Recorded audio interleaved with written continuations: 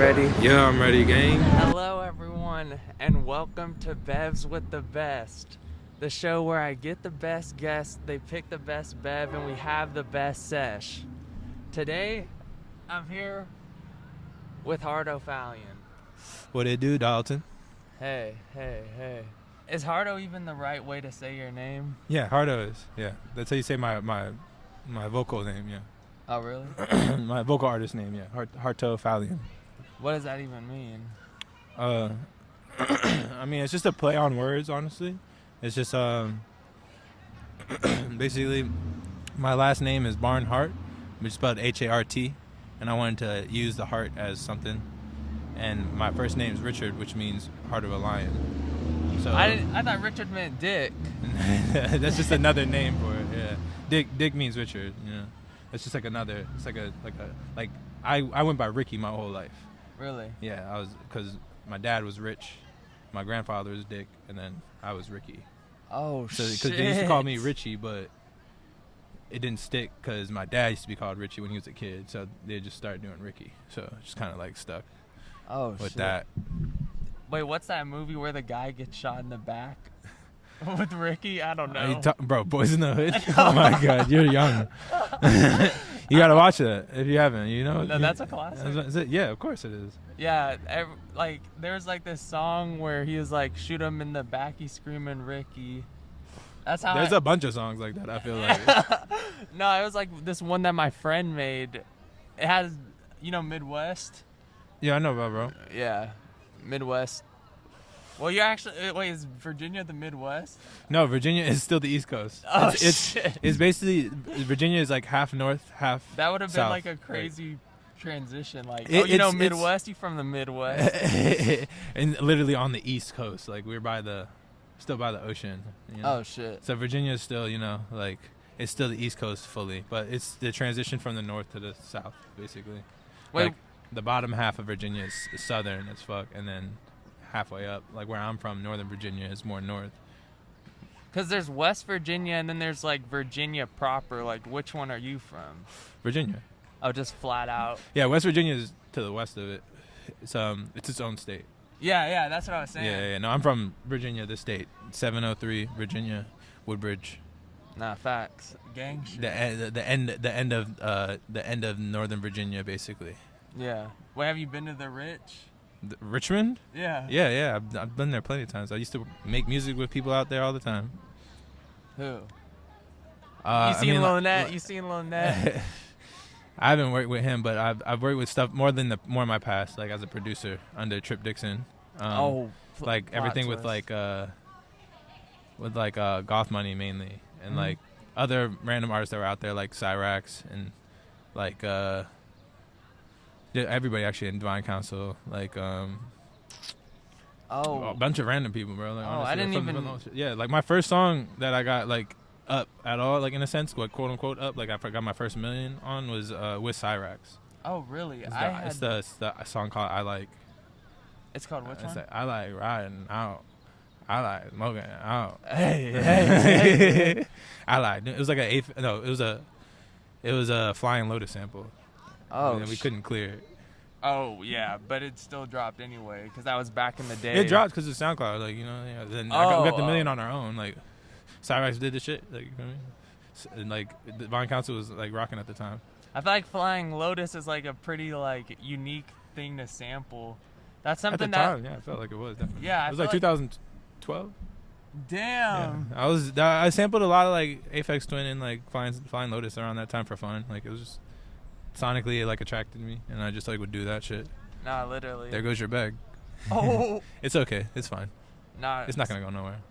Nah, but I'm not gonna lie. I feel like we gotta try the drinks, bro. I'm pretty thirsty. Oh yeah, nah, my bad, bro. What we got today? Yeah, maybe give an introduction to it. Yeah, I'll give you an introduction. This is from Yaya T. We in Lower East Side right now, so. Facts. Yaya T got the I Love Yaya. This is my comfort drink with me and my girlfriend. We love to get this drink. Oh, I like the package. Yeah, it's lovely. So it's the I Love Yaya with the mango stars, light ice. There you go. So here, you know how to do this, right? I hope so. I mean, all you gotta do is just puncture this shit. Just hit the shit like bink. Yeah. Yeah, There you go. don't Yeah. even play. All right, here we and go. Slide ISO's calm. Yeah, cheers it up, gang. Gang. Oh fuck, I got mad Oh yeah, stars all at the the bottom. gummies in my face. Oh yeah, that's fire. I love the mango stars. My Yeah. girl put me onto that shit. Nah, that shit's fire. I'm gonna turn this up just a little bit, just in case we're not catching any. Nah, actually, that's like it's It's a good one. a good one. Yeah. I usually go there for these and we got the onigiris. Like, Oh yeah, no, we the gotta rice try balls. that. If you want to try yours, I just ate my my shrimp one. Oh yeah. It's delicious. Yeah, bet. But if you want to wait, it's up to you. Nah. But you're probably gonna need to know how to open it up. No. Okay. Oh, Here, come over. here we go. Lessons with Trip. Let's say. So you gotta pull this one, and it goes all the way through, Okay. and then you pull the sides. So you want me to just do it for you? Nah. Yeah, Let me try. go ahead. So pull that one, and it goes all the way around. But and then peel that part off. Like. Oh. So it opens. Oh, I flopped. No, you're good. You're good. You Oh, just shit. do what you need to do. So you can basically take this piece off. I don't know why they do this. Rip this piece off. No. Like, Wait, rip it. yeah, like right here. So it's like this. I don't know why the fuck they did this now. They put stickers in a weird spot. Sorry, I'm not trying to touch your food. Fuck. And then when you take it like this, you take out the sides. So probably reposition it and then just pull the sides out. Like no, like pull the plastic. Just pull the plastic. Oh. Like just pull it to the side. Like Oh.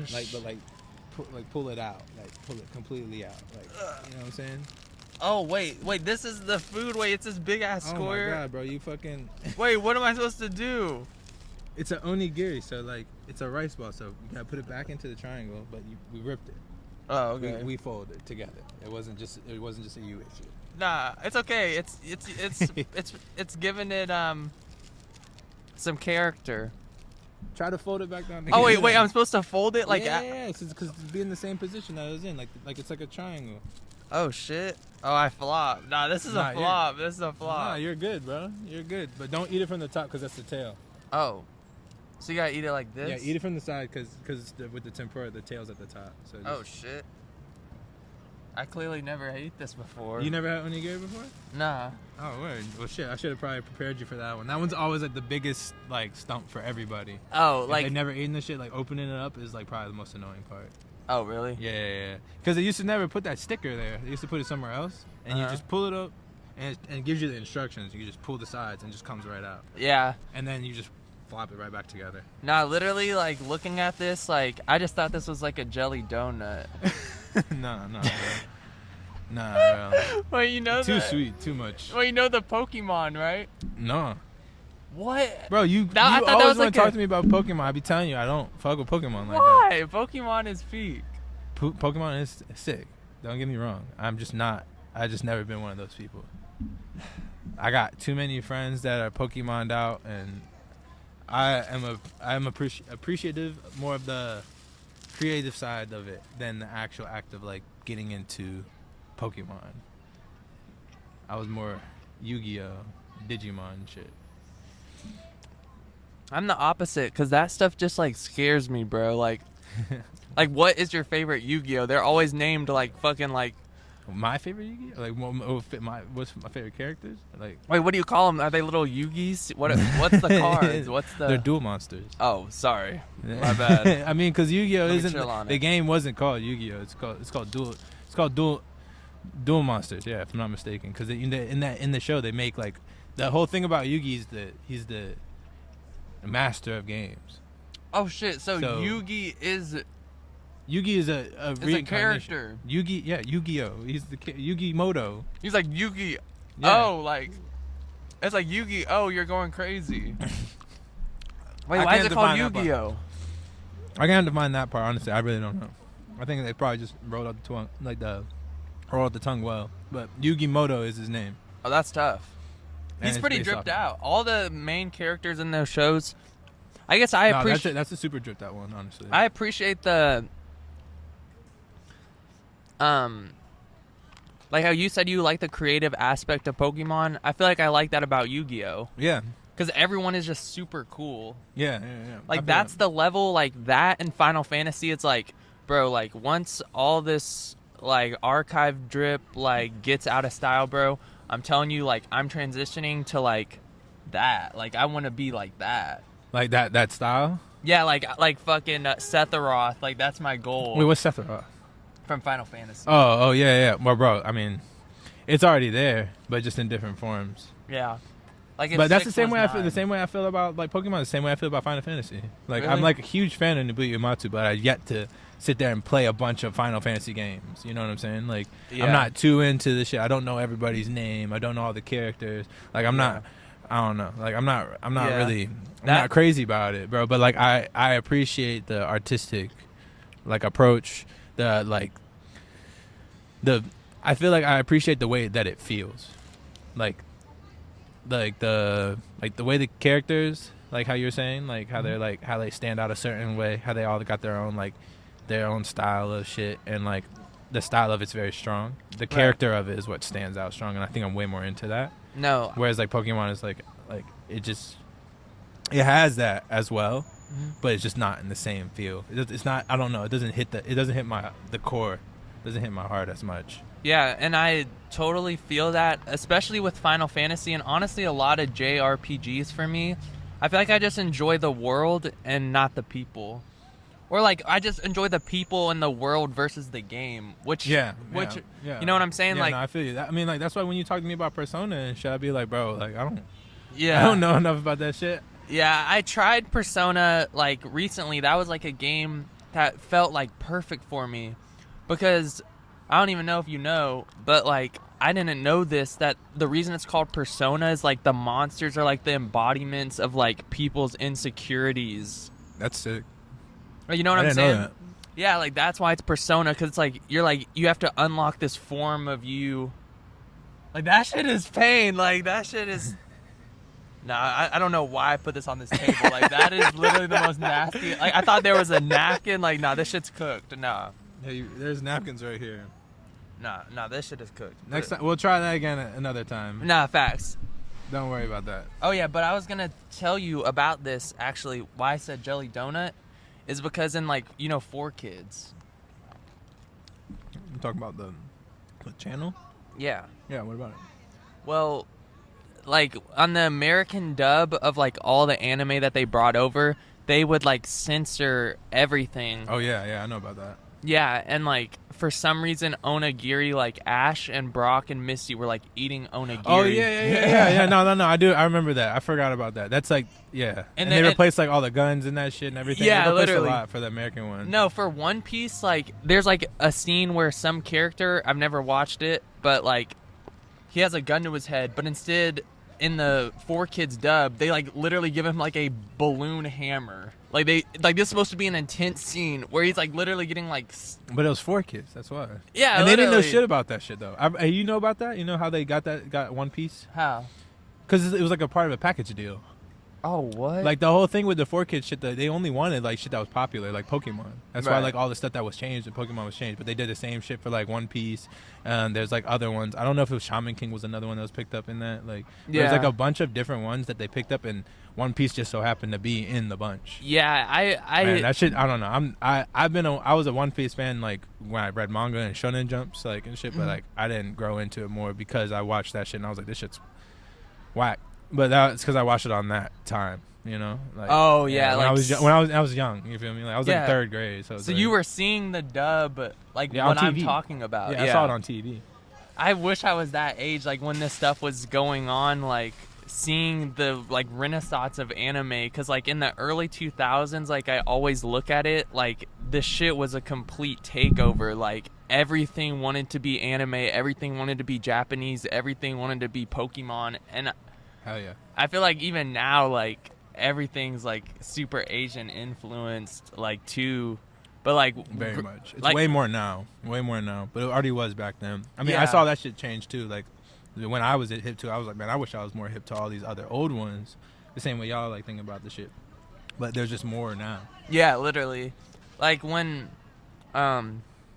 you were growing up, like what gravitated you so much to like even in your music and like the like references you make and like graphics, like there's always just like some anime stuff or like you know what I'm saying? Like some deep cut, some rare shit. Yeah, Like you're always hip. Like what made you gravitate towards like this style of media versus just something like a movie? Like why anime? Why like?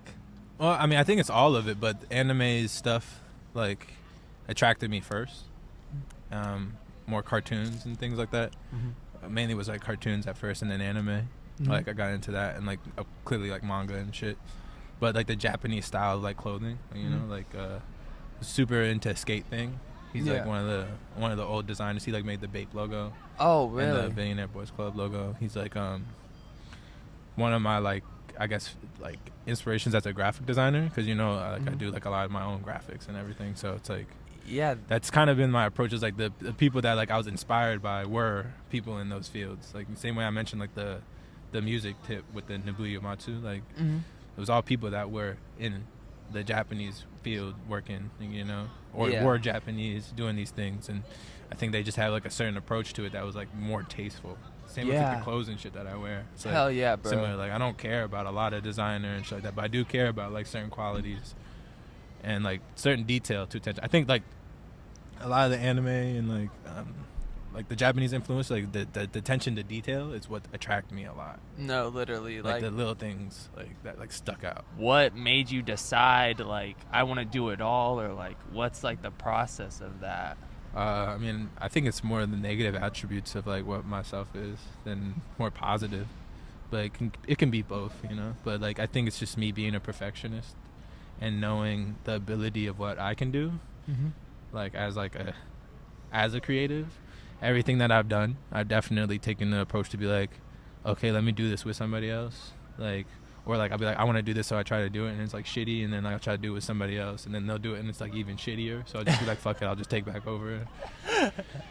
And like I don't know, just like only so many people I feel like I can like collaborate with and like actually like build with, you know. So like I think me taking the approach is me just being selfish, like to be a lot of times. It's like I'm just like, I can do it myself. At the end of the day, you can do it yourself, but like, depending on what you want to do, like, you can only do so much. When I picture something like in my head, like this is how exactly I want this to look. Like, I literally like am visual. Like, I like literally imagine this that we're doing right now, and like I just picture it perfectly.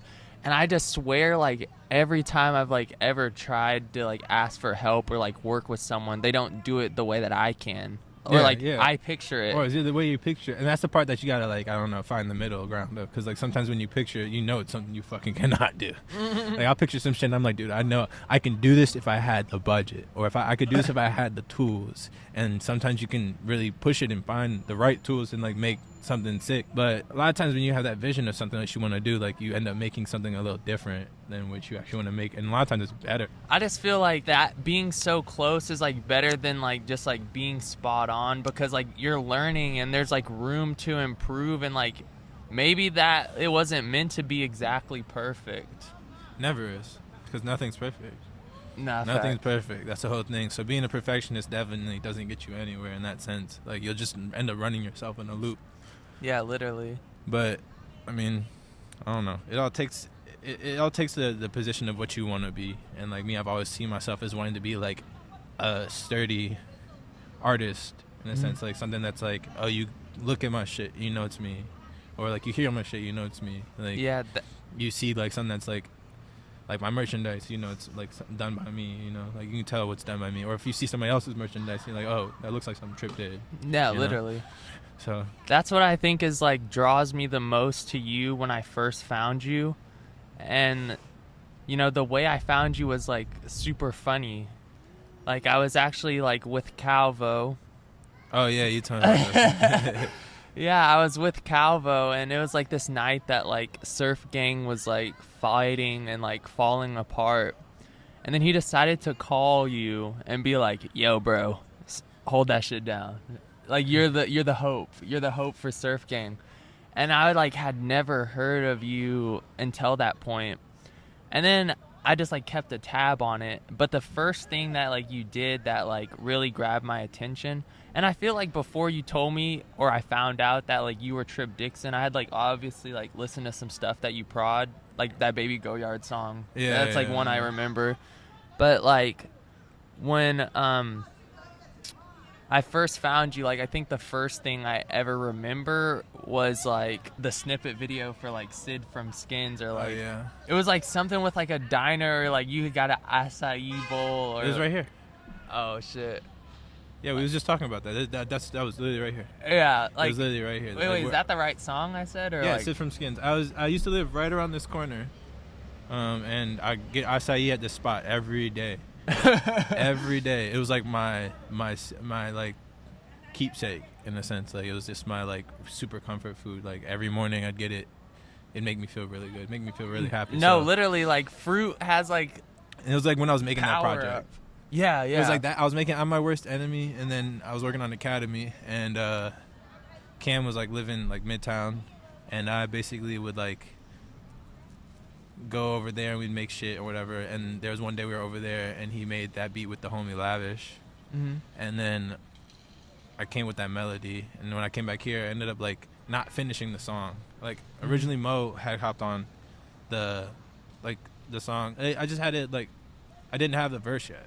Really? When I made the snippet, it was literally a snippet. Like, I was like, I knew I was gonna make the song, but Mo had hopped on at that time, and I just wasn't really feeling it. And then Cam was just like, yo, you should just do this shit by yourself. And I was like, okay. Like, I was really strong at trying to make like choruses and shit, and I felt like it just worked. Yeah, that's my favorite. I kind of just like based it off of that, and that's what kind of started Academy fully. Oh, really? Yeah. Was just that song, or just doing it by yourself? That song was the first song that I was like, yeah, let's do it like a project, and we based it all off like the type of era when I was like watching Skins when I was a kid and shit. So we like would use like a lot of samples and shit from that time, or like stuff that was like that kind of manifested that the way it felt, like, you know. What about like Era and Evil Gianni, like, have you had collab projects with people before those two, or like worked so like locked in? No, not as an artist, like not as like a vocal artist. No. Oh, really? Besides like the homies like that were like part of Loser Table, like my first project I did as Harto when I changed my name. I did it with the homie. I did it with myself. Everything was like produced by me with my homies, MB and Toasty, and we did that one. That was like kind of like the start of me like finding that sound like fully, like with the auto tune and everything. Yeah, like getting more emotional and shit. Yeah, like that. Literally, I honestly just love like your sadder stuff, or like always saying like real shit. Like even in your old stuff, like Let Me Disappear, I literally listen to that song all the time. Like, yeah, nah, facts. That's a good one. I forgot about that one. Honestly, I feel like in that video I have like a video for that one. I was wearing this hoodie. Oh, really? Yeah, I think so. I think that's the right song I'm thinking of. Yeah. Yeah, it was like in a manga store or something like that. Oh no, that one's a different one. You're getting it mixed up. Yeah. But I know which one you're talking about. I forgot the name of that one. No, or I think that one for Let Me Disappear, you're like on a balcony. Nah, or it's like something outside. Nah, yeah, I was outside. I was walking like through the woods. Yeah, I was like walking through the woods, like down there, like this path in VA, like with the homies. And we were just like smoking, walking, and it was just like, I don't know, some like, random shit. You mentioned like Losers Table, like what's all that? Like, Loser Table is just like basically like a production group that I started off of like the essence of like the loser shit, like was like kind of like just my own thing, and then it kind of like I was like I want to make it something, but I didn't really know what to make it, and it was just like all the youngins that were like the homies, like, and like then like the other homies that I produced with that were like from where I'm from, basically, like. Yeah, hell yeah. And it's crazy that like you have a group called Losers Table, because when I was rapping, I literally was on the same thing, and I had a group called Losers Club. Like, yeah, I know about that. I heard about that. Yeah, like the Losers Club shit, but ours is a Loser Table, so it's like it's a little different. Like, you know, like no, yeah. not the table part. Like I'm like, not saying you it's no, not even that. Not even that. It's neither or. I feel like it's just like the essence of like it resonates. You know what I'm saying? Because like it was just one of those things that like I don't know, like I made it make more sense as I grew the like the group, you know, like it was like Loser Table at first, and then like I put the 0% shit and made that shit like a whole thing, like so it's really like a 0%er, like the feeling of sitting at the Loser Table, you know, like it's like kind of like I feel like the whole group is like people that were like that, like the loners that kind of like didn't have like a crowd. Bruh, that's just the hardest outsiders, shit. That's the hardest shit I heard all day. Because it's like, and I feel like being online and like super into stuff like this, back then it would felt super isolating. Like I remember feeling, I remember literally having people come to my house and they're like making fun of me for having a rainbow keyboard and like a gaming setup and being on Discord all the time. And it's like now like streaming and underground rap specifically is this huge thing that like I've literally been involved in since I was like 12. Yeah. And I feel the same way about the Losers, like for like me coming up with the Losers Club. It was just like low-key we're just like all underrated and like we all I didn't felt know like, you started that, honestly. I just seen it. Hell yeah, no. It was me, and then the first person I added was Zootsie, and he was that's like how I the saw about it. Yeah, I saw he was like Zootsie was part of that, like some time back. Yeah. And I was like, oh, what is this? Yeah, hell yeah, bro. Like That's how I found around that time. I feel like that's how I found about study group and shit too. Like, hell yeah. That's tight. It makes sense, and that's how I know about like mimics and like wrecking all them. Now you just said it way better than me, but I was definitely on like It's the same page. shit, bro. Like, Yeah, I mean, like the thing about like what I felt like I was doing was something like that, like other people wanted to do in a sense, you know. But people were like, I don't know. People made fun of me for doing that at first. Like even my mom was like, I don't like that shit. Like she's like, I don't like you calling yourself a loser. And I had like, I don't know. She used to say that shit to me like every day. Cause I made the shit when I was living in LA, and I made it when I was there. Like I was like I'm just a loser. Like I've always been a loser, and not even in a bad way. Like because I feel like losers always win, no matter what. Yeah. At the end of the day, losers are winning. At the end of the day, That's because what like I we love. don't give up. Like only people that give up are actual losers. Like yeah, that's why I'm like kind of glad that like Losers Club is like it's kind of like more like being lost. Like, yeah, literally. It's got many. I feel like different attributes too, like what a loser is and can be. Yeah, that's why I'm like glad Losers Club's over, because like we're not losers anymore. Like we're all lit. Yeah. But deep down we're still in that. Like my one friend. Everybody's a loser at the end of the day. Nah, literally. But just like embrace it. Like that's what I fuck with you about. Like you just embrace like all the nerd shit and all the nerd culture. Like. Well, I mean, I think it's just like it's the same aspect of like, you know, when like somebody gets called a nickname and they're like, bro, I don't fuck with that. Like, cause it's like something, and then they just embrace it, and it really kind of like fills in the void of like feeling like it's like a diss. Yeah, like literally, like I would get called class clown, and like something I'm honestly kind of insecure about is like being super funny or silly and like always making people laugh, because it's like, damn, like I want to be the cool one, you know what I'm saying?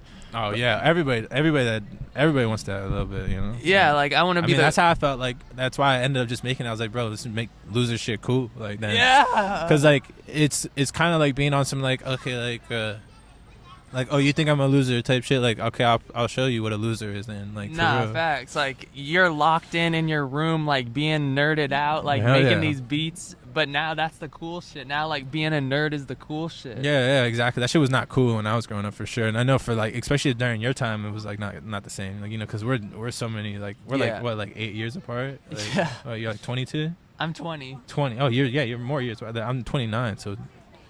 Yeah. I'm super young. Super. I didn't start the harto shit till I was 25. Not Future didn't blow up until he was 26 or 30. I think it was closer to 30, but at the same time, like still, like a lot of people didn't, but that doesn't fucking matter. No, literally, it doesn't matter at all. Age is just a number in that sense. That sense, yeah, but at the same time, like blowing up is what I'm saying doesn't matter. Like I don't give a fuck about that shit. Like, no, literally. I think like the whole aspect of it is like is that I like want to create what I want to create, like, and want to like show off like what I am, not like something I'm trying to be or like something that's like not me. You know what I'm saying? Like, whereas that's like a lot of things that are different. Like other people want to be that cool guy and they build themselves to be that cool guy, and it's cool. But like I think at the end of the day, you're not gonna feel that way. So it's like at the end of the day, I always feel like a loser. So I might as well find content in it and be happy with it. Even if you're not trying and you feel like you're uninspired or you're not unique, like you being you is enough. Yeah, for sure. Most people don't think that though, because most people hate themselves. Yeah. Most people hate who they really are. That's where I feel like the difference is, like, whereas like my shit and other people that are in that realm, like there's still a lot of people that think like the way I think, like they embrace who the fuck they are, even if they don't fuck with who they are, you know? Yeah, literally. That's why I fuck with like a lot of like the trap shit that's like more raunchy and shit, or more like kind of like gritty, because like they're embracing the fact that they're being a demon, like in a sense. Literally. Like, yeah, it's not that I condone of it, but at the same time, like I'm like I'd rather listen to that and know that I won't be influenced to be like that, but I can listen to something that's genuine art rather than listen to somebody that's trying to portray like something that they don't do or like 12 Stout Street. You heard that? Like, yo, you talking? Yeah, I've heard that. Yeah, like that song. I feel like is like a one of one song. Like that was his story. That is like his feelings. Like that shit's painful. No, literally, and especially with that beat. That beat made it even more painful. So that shit's painful. Yeah, literally. That's pain. Like I don't know. Pain is just like I don't know. Creativity comes from the most painful places, man. Yeah, literally. Some of the most creative shit comes from the most painful places. I feel like. Nah, literally, like most culture comes from the most impoverished areas and shit. Like, you know. Yeah, like, literally. And like I feel like I'm the most inspired when I'm like going through something. Like, just like when you just get that rush, you get that feeling. You're like, nah, I gotta make some shit. Like when you just like when I get mad, I'm just like I just want to blow up and just like, well, I just want to blow up just the whole world and just like just be this ultimate omega boss, like, and just like shit on everyone. And like you just feel like that sometimes, but like when you make stuff, like is it just directly from emotion? Is it like if we were just chilling here, like what would make you want to pull out your computer and like make a beat or a song? Like what do you have to like what's the situation or mindset you have to be in to be like, all right, let me make some shit? I just gotta tell myself to do it. Oh really? Yeah, you're just always ready? No, I'm not always ready. I'm the opposite. Like I'm prepared. I'm always prepared, but I'm never ready.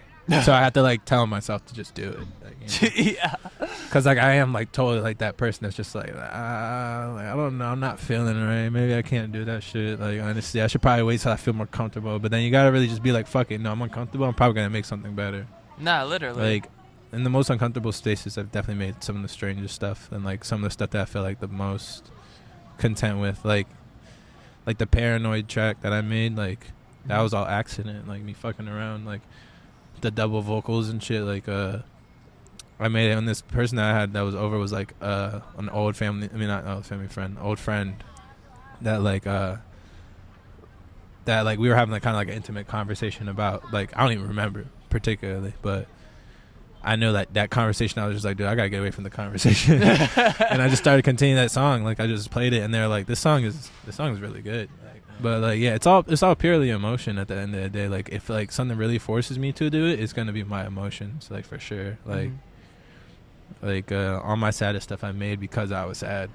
Like, and I was just like whether I started making it and it made me sad, or like listen to the beat just like hit a certain way, and I was just like, dude, this makes me feel pain, and I just like. Yeah. What's your favorite beat you've like hopped on in that sense? Like, what's the saddest beat you think you've ever rapped on? Damn, I have this one that I did by myself. I always think about right when I was starting to do more of the auto-tune shit. I forgot the name of it. Oh yeah, it's called Cry With Me. And I basically, I don't know, I was living in my homie's basement for like over a year in the woods, like, and I was just depressed. I was really depressed, and I made this beat, like, and it was so simple. It was just like these chords with like a little bit of percussion. And then like I just said how I felt, like, you know, it was just like I felt like I'm stuck in rewind. Every day I'm stuck in my mind, like type shit, like really simple, but like I feel like the approach of the emotions what made it stronger.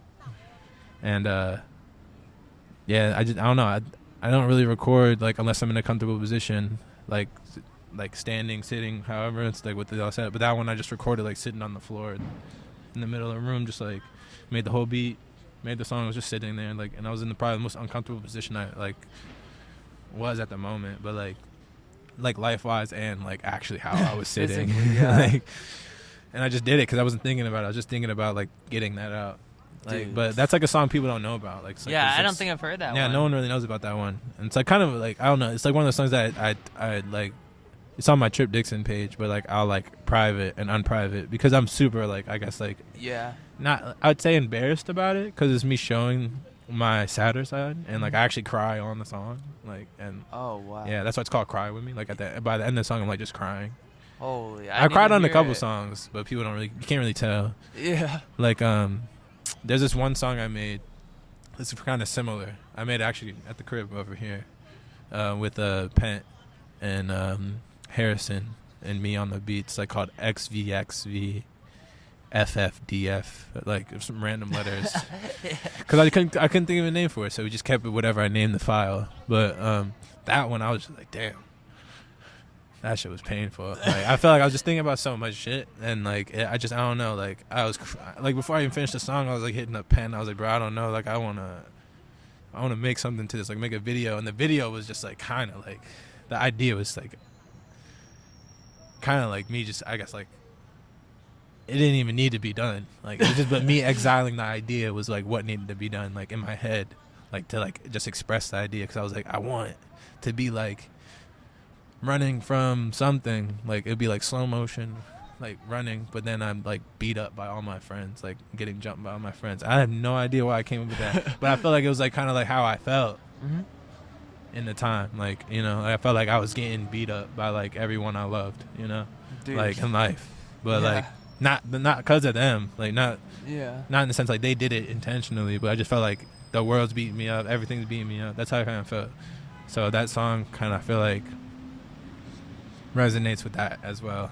Yeah. Just super emotional. No, literally, like, I feel like certain songs, like, teleport me back to how I was feeling when I first heard it. And even, like, songs I've made, I think about the time in my life I was at. And, like, even, like, wearing this shirt and, like, thinking about, like, Academy, like, I feel like it was, like, a lit time when it came out. And, like, this was, like, the first, like, rapper merch I ever bought, honestly. Oh, really? I just really fucked with it. I even tweeted, like, before I even met you, I was like, yo, Harto and Era, like, snapped on this merch. Like, I was like, just like, it was just so fire to me. I don't know, just, I love school theming. Yeah, I don't know, like that. I've loved that myself. I'm trying to grow out of that a little bit myself now. I'm too old for that shit. And especially since I didn't go to college, it's kind of stupid to keep that shit going. Right. But my next phase is like, you know, like we're doing the next Academy basically right now. Oh, hot reveal off the press. But it's Headline. it's not called Academy. I don't really know how to standpoint it yet, but it's just like a developed version of that sound. Mm-hmm. But I don't know what to base it off of, because almost all of my projects are based off of something. Yeah, like, the latest one is just, that was you in London. Yeah, it's like me being in the UK, so I just bloody geekered it because that's how I felt. Like, yeah, literally. Or Poor Rich. Poor Rich, yeah, that was definitely like, I don't know, like I feel like the concept of that one is being like poor and rich, like at the same time, like. Yeah. You always with some crazy shit, because then your name's literally Richard, so you're like poor rich. That's where it came from. Like it was like, I was like, it's like like calling me like poor little, like, oh, poor little rich. Like almost everything I have like that I create that's like a word of like something, like it's like kind of like a double entendre. Yeah, literally. So it's like I came up with that's that. Word of the day. It was like supposed to be like that was a new alias I created in a sense. Yeah. That's why the sound of it is like more darker, more like the trap shit, like more like stuff that's like with the DJ Can host. Yeah, exactly. I fuck with when you really rap, but I honestly like the emotional stuff, like the visual, or like the diaries. I like the emotional stuff more. Like the diaries page is super tough. Thank you, bro. Those are all just like throwaways, basically, that I feel like are worthy of being on that page. It's like stuff that feels vibe. Stuff that feels like it's like from like it's not even a song in a sense. Like it's a song, but it's like more like me just kind of like doing spoken word in a sense, but not spoken word in the sense of like the actual like, oh, I'm talking and doing this on a beat, da da da. Like nah, like just like on some like I'm just speaking how I'm feeling through melodic like approach, you know. Nah, literally. Not really constructing it to be a song, even if it does kind of come out that way. Dude, that's so, I didn't even think of it like that. I was just like, I mean, it's my diarrhea. It's not even diarrhea. It's like Harto's vocal diarrhea. So it's basically like what I've spewed out, like vocally into like the microphone, and didn't reconstruct to like make it a song. You know, like the name of the account is like in this weird font, so I literally never noticed that. I just thought it was just like some like French like. I wanted people to look at it and just see it as like Harto's diary. Like I don't, but like if you look at it like I don't know. I make it more complicated for the fans because I like that. I do what I like to do. No, literally, I love like the secret side accounts. Like this one rapper I like, his name's Aether. He has like this account just called like 2007, And it's like every single song is like 2007 rock, like bit crush, like 240p ripped, and he's like literally like super emoed out. And on his normal shit, you know, he just says the normal rap stuff, but on this it's just like this like emo white boy, like it's so fire. I literally have to show you. It's like and like all the titles are like super edgy too. It's like he was like my favorite one that he made. It was like it's like called I Was 13, like since the last time I smiled or something, and it has just like MySpace cover art, or it's like he was like I was binge watching Zoe 101, and it's like he does a rendition of the theme song. I feel, bro. Yeah. I was binge watching Zoe 101 too. Nah, literally that show. How old were you when that show came out? Bro, I don't know, like fucking 10. Oh really? Or 8. Oh, how old was I? Because I didn't. You probably weren't even born when it came out. I was dead.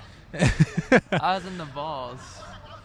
I'm trying to think, honestly, like, because I wouldn't say that I grew up with it, but like I was kind of. You were around, and I'm pretty sure all like the reruns of it played. It was like such a solid show that it was like that. Like, I grew up with all that Nickelodeon shit, and like that's like I used to watch like all. You would say you're a Nick kid. Nick kid over Disney, yeah. Yeah. Over Cartoon Network though? Fuck no. No, Cartoon Network. That's Cartoon Network. Cartoon Network is definitely home base. Nah, literally. Nick is like, you know, the homie's crib that you always stay the night at. I don't know. I like it growing up with like the 2010 stuff, but I was like right on the cusp of like seeing the real fi shit, like because like.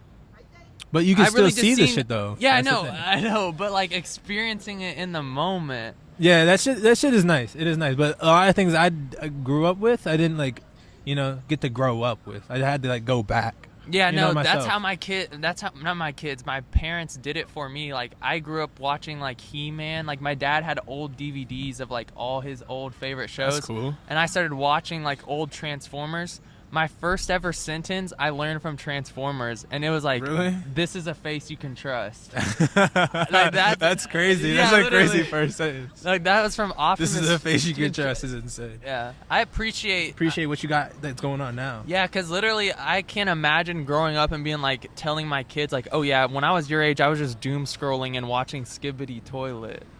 Like, I feel like there's no childhood now. Well, there isn't really much childhood now. Like everybody grew up way faster. I feel like childhood is gonna come back. I feel like personally, that's what I think. Yeah, I feel like we're fried off all this stuff, and we're everybody's like back getting to the fried toys. Everybody's getting back to it. Like even like the older people, like we're all like into trinkets. We're all into like small things. We cherish more things now. Like it's something we've cared about, and we want to show that we care about it now. And I feel like us doing that is gonna give influence to other people that are younger than us to do the same thing in a more momentary purpose. Yeah, like literally I was like giving, when I was like middle school, I was like selling all my gaming shit. I was like, all this is fried. I had like Club Nintendo posters that like took me 5 years to get. Been there. And I had I wish I never sold a bunch of my shit. Yeah, I had like all these. My room was done that shit so many fire, times, bro. I had like hundreds of plushes. Like I was game geeked out, but everyone was making fun of me for it. So I was just like, fuck all this. Like I'm selling all this. Like there was literally a phase where I was about to become just a normal person. Like I stopped playing video games. I only like went outside with my friends and played basketball. Like I was just like,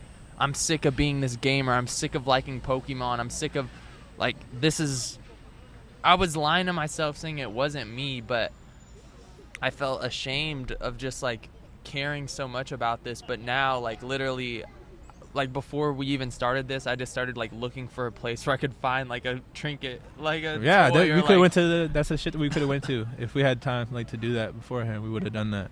Like just find like something that like memories matter so much. Like I don't usually take pictures on my phone. Like I don't ever take pictures. I'm just always just I don't know. I have just pray that my mind is strong enough to remember stuff. Yeah, it's not. But it will be strong enough that you will remember when certain things pop into like reality. It will strike a memory.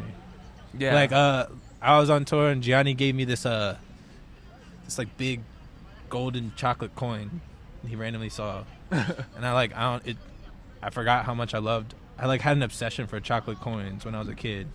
I forgot about it until he gave me that, and I was like, yo, this just strike the memory. So now I just hold on to that coin. Like, yeah, like literally being here in Chinatown wearing this exact shirt. Oh yeah, I literally that, yeah. like the first time I came to New York, I was wearing this exact shirt in this exact place with Zootsie, and we went to the same exact fucking restaurant. Yeah, yeah. The yaya. Like, I'm telling you, I think that time I got noodles. I think I was too scared for the onigiri. I remember Zach showing Zootsie how to do it. Nah, but I flopped. But it was good. Nah, bro. Everybody flops on that shit. I flopped the first time I did it, too. Nah, but you technically didn't. You were still able to eat as much as you could from it. And then I put it on the table. But I think okay, that's like with the bevs with the best, like for me, I feel like certain foods are like, food is like a normal thing I usually recall memories with. Like my family, oh yeah, on Sundays would like always make like a big breakfast, like with like French toast and like stuff like that. So I always like incorporate that food of like being with my grandma and like, yeah. You know what I'm saying? I feel that. I mean, like, you have those comfort foods, and I feel that's why I feel like this is like a good segment. Yeah. Because if you can get people to kind of like tap into like something like this, like myself, this is my comfort drink. Yeah. This is like one of my comfort things. Like thinks of your me girl. mentioning the shit about the hawa over there, like acai bowl is my one of my comfort meals for real. Yeah. Like if I'm really feeling some type of way, I'm like, bro, I'll go out the way to come to this exact one, see the people I know. I hope that fan's in there so I can just say what's up to her and be like, yo, what's good? Even because it feels like the comfort of like, you know, like a place that you had a time that you had that, you know. And I feel like that's where the food aspect comes from. Yeah. Like all the meals I make now are still shit like my mom like kind of introduced to me as a kid, you know, like. No, literally. You know, you've built up all this stuff like on your own, with like your own image. Like you have like everything just like nailed down. Like what is traits of people or traits that people have that like you want them to like be in your world? Like why Era, why Evil Gianni, why everyone in Losers Table? Like, bro, I don't know, everybody that I work with, I feel like that's like I really like click with. They make some emotional ass shit, even if other people don't see it that way. Like I think a lot of times like people hear people's percussion and like that dilutes how emotional a track actually is. Yeah, like Remember Me by Drew Brees. I feel like that's a pretty sad beat. Yeah, bro. Yeah, like Gianni makes some fucking super emotional shit. Like he's a very emo person, like, you know. So nah, I gotta see it. Like it's one of those things that like I feel like when I first even heard it, I was like, this shit is amazing. Like it feels like something I would love to work with, like, you know. But I never forced it. Like, you know, it was always like we naturally connected off of like creating beats and shit. And the shit that I made with Gianni like opened the eyes and the ears of like what Era kind of like saw in my shit, I feel like. And that's how we started connecting, because like he was like, we should just make some shit, like let's just do some shit. And I was like, yeah, we should. And then when we linked, it was just like we just hit it off for real, like because we had linked multiple times before that, but it was never on the same tip. Everybody just knew me as like the producer Trip Dixon. So once people knew me more as like a person through the vocal side of it, you know.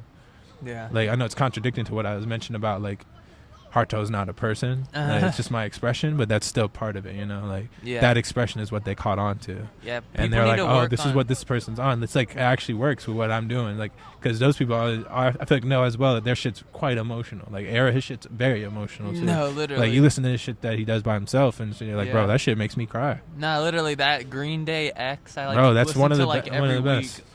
One of the best. And the one that he did, Where's the Love, the Black Eyed Peas flip, that one's like, that was one of the first ones I heard when I was like, dude, this shit. Yeah, you get it, bro. My favorite beat by him is For You, like that Casper song.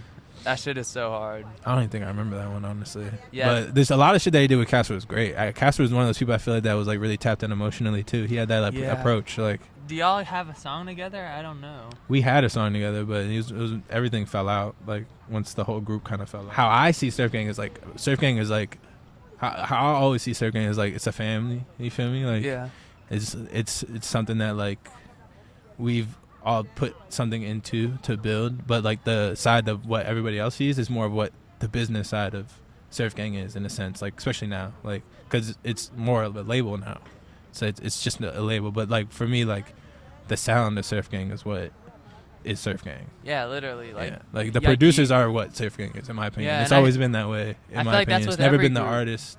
It's always been like I don't even consider myself Surf Gang in the same way that other people probably would that when they were in the group. But I do feel like I fit the quota, like I fit the roster. Like honestly, you know, when you were talking about how people weren't really respecting you as a producer, I I feel like that needs to be worked on, because it's even like from the fans' perspective. Like people will be like, "Oh yeah, Xavier snapped on sampling this," and then it'll be a beat by Niley or something. You know, like yeah. It's just like little things like that. I'm just like, you know, they're really putting the work in and really changing, like. Especially like producers people definitely around still us. don't get enough respect, but I feel like they get way more respect now. People don't pay attention to that factor though. That's like the masses type of problem. Like, Yeah. they're never gonna listen to like an artist and be like, I don't know. Like I think like the producer shit is like I don't know. It's kind of diluted as well, because like a lot of artists do kind of put their input into creating a beat, even if they're not making it. Yeah. But most of them aren't.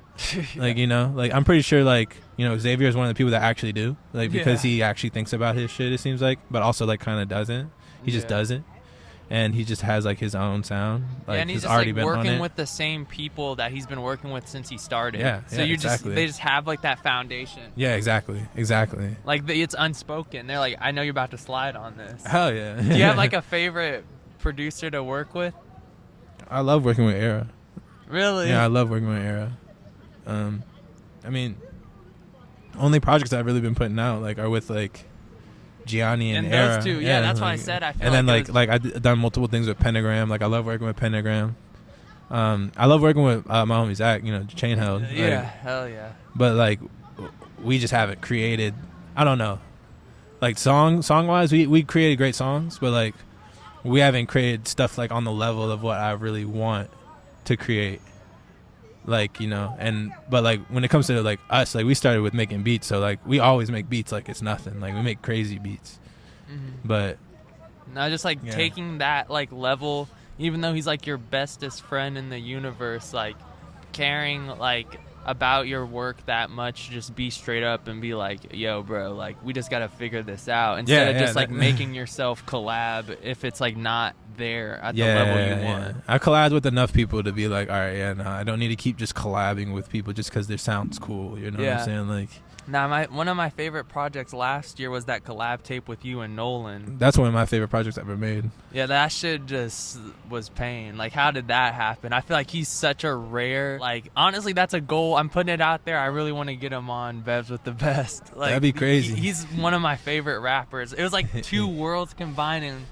I feel like that. He's like one of my It'd be sick inspirations. if you could get that. He's a lot of people's inspirations. Yeah, because he is, like, all the shit I was praising you about. He's like that times 10. Yeah, like I don't know how he's so himself. He's so himself. He's just so himself like that. Like you can't take that away from him. Yeah, literally. But he's also such a perfectionist as well as not. Like, you know, he's like he's very much not a perfectionist. And for as long as he's been around, I honestly prefer his new stuff. I feel you. I like his newer stuff a lot more personally. But I do fuck with like a lot of the old stuff. Like the shit he did with Era was fucking crazy, bro. Sprinkles on my. I like the troll ones. I'm not gonna lie. Like, it's all taste. It depends on what you like. No, but I do like his real stuff. Like he has great shit. Our shit happened naturally. Like it was. I don't remember. I don't remember how, like exactly how it started. But I did Academy sense. And like cause him and Aaron know each other, you know, and then like cause they had worked already in the past and like the shit they made. Yeah, they made multiple shit. Yeah. That's just one that came to mind. Bro, there's so many songs, bro. Honestly, that's like just them, and them two on the beats, and like shit. Like I don't know, like it's fucking crazy. Like I don't know, like but our shit happened like cause Camp basically, like cause Era. Like he was just like I think saw that we were working, listened to it. He like connected to it in his own way, and then he reached out and just was like he was just like yo, let's make some shit. And I forgot like we had a project that we did like the EP. That we did simultaneously, kind of like while we were working on that project. Like we had sent a couple songs back and forth, but then like he was like, I think we should just link and let's like be together.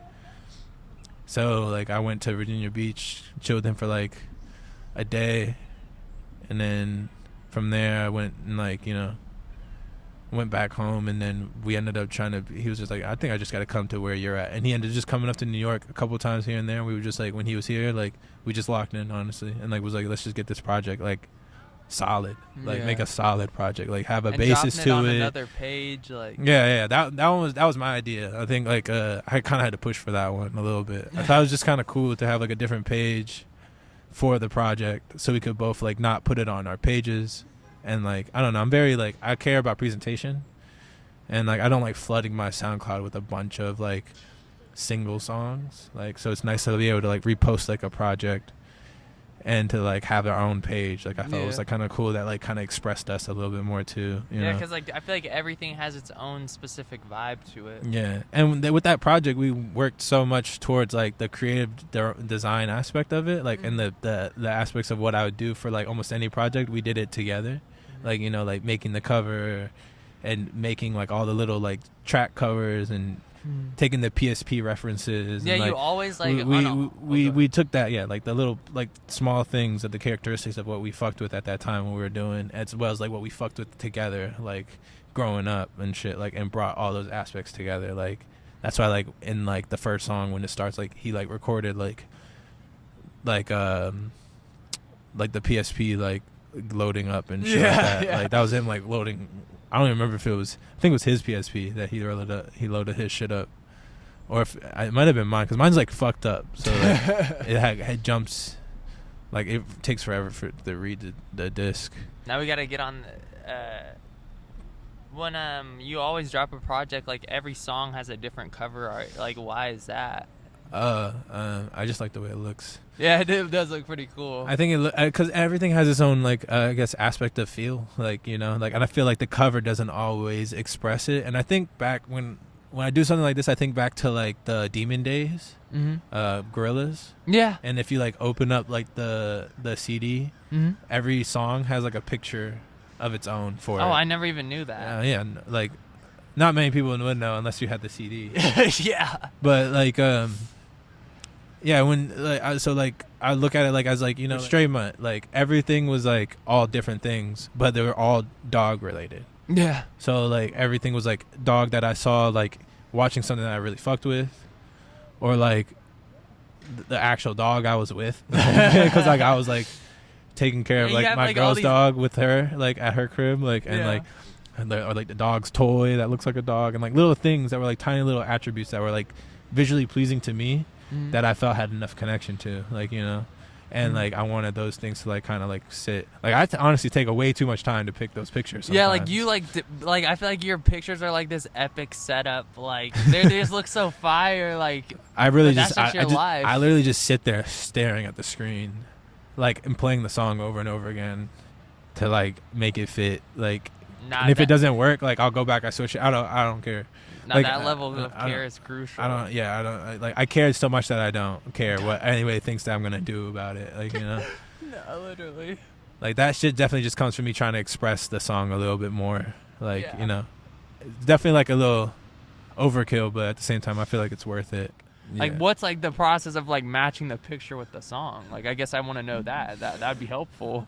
I mean, it's kind of hard in the sense of that, like, sometimes I like have stuff and I'm like, oh, this would go good for this. Like now I think ahead a lot more. Like I know I'm gonna do another Stray Mutt, so since then I've been just taking a lot of pictures of dogs. Is there a dog on this? No, not on that. But it's not even just about pictures of dogs. It's about stuff that I'm like visually attracted to. Like it's visually pleasing because like the deterioration of like this flyer of a dog, or this dog doing something on the street that's like, you know, like if I caught at the right time and I took the picture, like it just comes out sick, like, you know, or like reading a manga and like this dog that's in there like represents something, you know, like dude, like some of the stuff in there is like random shit, but some of them is like I'll have like the Isle of Dogs picture, like for one of the Stray Mutt shits, like because I was watching that and it connected to me at the time, that and it made sense to me to connect that to that, like on some I don't know, some Stray Mutt shit, like Isle of Dogs was like really on that type time. Like, you know? I want my like life story to be stop motion. That's my favorite like art animation style, honestly. Stop motion sick. I mean, everything was basically stop motion before. Yeah, pretty much. Nah, fact. That's some like that's your that's the deep OG. thought. That's deep the OG thought of the day. What's like what like is your favorite like form of animation, or like if you were to have a movie like made about you, like how would you want it done or animated? If I had a movie made about me? Yeah. Shit, I don't know. Well, if it was like a documentary or if it was like I just want a movie about my life. Like I want to see like people's I think it'd be cool to have. interpretations. It'd be cool to have something that's like a cartoon. Yeah, me too. Like I feel like most people don't explain like. I want like a movie claymation. like that. I want like each era of my life to be animated in a different way. That'd be kind of sight. Honestly, that's a cool Yeah. aspect for somebody's Yeah. like biopic or some shit. Like when that. I'm like young, I want it to all be in Legos because that's what I was super into. That's tight. Yeah, like And then as like it transitions like just to do more things in different Yeah. stop motion type. Yeah, like that'd actually be really sick. as my taste like evolves. Yeah. Like I feel like this year, like the 20s so far, that'd be stop motion because I feel like I'm like slow like that right now. I'm just figuring things out. That's a great way of expression. That's honestly, I fuck with that. Yeah, and then like I'd probably say like the. I'm stealing that idea. No, I'm facts. fucking with We you. can No, I'm laugh on fucking- it. Nah, you know I'm fucking it, with bro. you. No, because I don't think that it wouldn't work for me because it's not something that I feel. You know, What, stop motion or?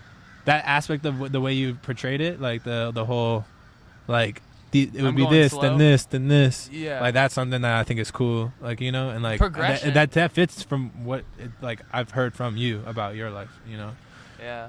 When it's we've just talked, been like it makes more phases. sense. Me, I feel like it would be something like a little more basic, you know, but like not basic as fuck. Like I wouldn't want to do like a video, like a movie, like where it's like some fake biography of a movie, like but like you know, like based on a true story ass movie. Yeah. Like I think I'd want to do something more artistic Like that someone feels more like a playing- documentary in a sense. Yeah, literally. But I like, want it to just have my own. but like have swag. and like have like animations and shit in it. Yeah, Like I it'd need be like cool. a trigger fight scene. I need like a. Or like some Scott Pilgrim shit. Like I don't yeah, know. like just mixed media is my favorite. Like, if I was to make a show, that's the way. Like Gumball, where it's like there's like 2D drawings on 3D worlds. Like that's yeah, that's the shit I fuck exactly. with. That's like no, you're sharp. You get it. Like I just imagine like us right here. Like there's like drawing. Like if they're making this scene would Yeah. be in the movie Yeah. fast. Like, this is like the like, and we would just be like, they would like, I would get the camera crew to like film right here, and then they just And like, they just draw the shit on top. Yeah, that should be so be sick. so I would fire. love to do shit like that. No, literally. Is that like the end goal? Like all this music and rapping and all this shit you do, like, is this it? Or do you want to like go big like that? Is this it? Like, do you mean is this Like, is this this, where like, I want to really- finish it? Is this like really like, for me, like this shit, all this YouTube shit is just the beginning. Like I just got this like global plan, like I was saying earlier. Like, Yeah, it was the beginning for you. I've been doing the music shit for so long. It's never been my end goal to just do what I'm doing now. Really? What's that? What is it? I want to work in cartoons and like video games and shit. Yeah. Like, it's always been that, but I feel like I got my my attention span like wasn't like capable of like focusing on that because I was more inclined to like focus on what I wanted to do musically and get better at that. Yeah. And now that I'm at like an older age, I'm like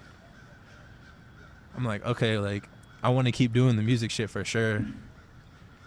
Like in every aspect that I'm doing now, but I want to do more. And like one of the bigger things I've always wanted to do is like work on like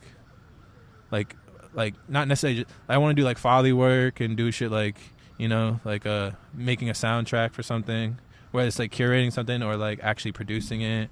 Like yeah. I've always wanted to do shit like that because it's like the expression of feeling in a certain Literally. way. Like I feel like a lot of my songs are like meant to be in like credits Dude. of a song of like a They're, like, movie talking or some to shit. a wall is like that. Is like the guy's like looking down at the ground and he's like about to train. He's like reflecting. It's like the girl ran away. He's like, nah, I need to lock in. He's like, Yeah, I mean that's what that song expresses too in a sense. yeah, Yeah, that was a painful song.